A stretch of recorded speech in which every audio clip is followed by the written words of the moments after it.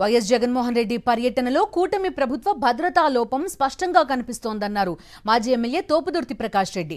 ఇటీవల పాపిరెడ్డిపల్లి పర్యటనలో కూడా ఇదే నిర్లక్ష్యం బయటపడిందన్నారు.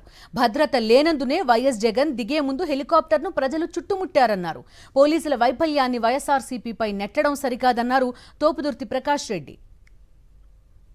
హెలిప్యాడ్ ఏర్పాటు విషయంగా కానీ హెలికాప్టర్ ల్యాండింగ్ విషయంగా కానీ పర్మిషన్ అడిగింది నేను కాదు, అనుమతి ఇచ్చి నా అడ్రస్ చేసింది నాకు కాదు, హెలిప్యాడ్ లోపలికి పలానా వాళ్ళని అనుమతించమని అడిగింది నేను కాదు.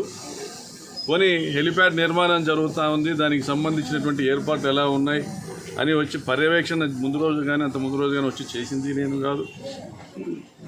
పోలీస్ డిపార్ట్మెంటు బ్యారికేడ్ల చుట్టూ వచ్చేటువంటి జనాలను అసెస్ చేసుకుని అంచనా వేసుకుని ఎన్ని వేల మంది వస్తారన్నటువంటి ఒక ఇంటెలిజెన్స్ లేదా ఎస్బీ వారి నివేదిక ఆధారంగా అంచనా వేసుకుని భద్రతా సిబ్బందిని బ్యారికేడ్స్ చుట్టూ మోహరించి ప్రజలు బ్యారికేడ్లు దాటి రాకోకుండా అడ్డుకోవాల్సినటువంటి బాధ్యత పోలీసు వారిది.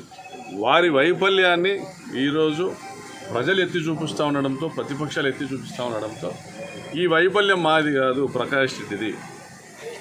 అంటే అక్కడ బ్యారికేడ్లు బలంగా స్టీల్ బ్యారికేడ్స్ వేయించినప్పటికీను స్టీల్ బ్యారికేడ్స్తో పాటు మామూలుగా జగన్ గారి ప్రోగ్రాంలో ఏర్పాటు చేసేటువంటి కర్రలు గుంజలు నాటించినప్పటికీ కూడా అవి బలహీనంగా ఉన్నాయి కాబట్టి వాళ్ళు చుచ్చుకొని వచ్చారని నెపం నెట్టేటువంటి ప్రయత్నం చేస్తాం.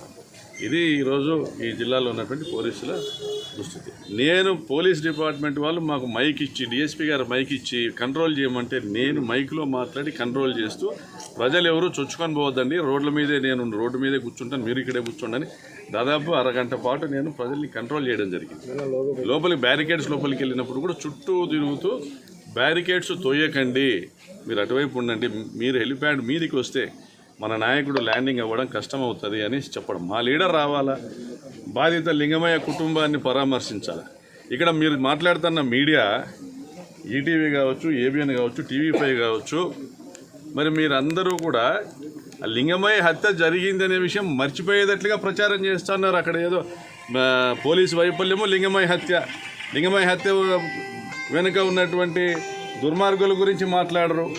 లింగమయ్య హంతకుల్ని పట్టుకోవడంలో పోలీసుల ఇన్వెస్టిగేషన్ విఫలమైందని మాట్లాడరు. అసలు ఒక మనిషి ప్రాణానికి లెక్కే లేదు మీ మీడియాకి.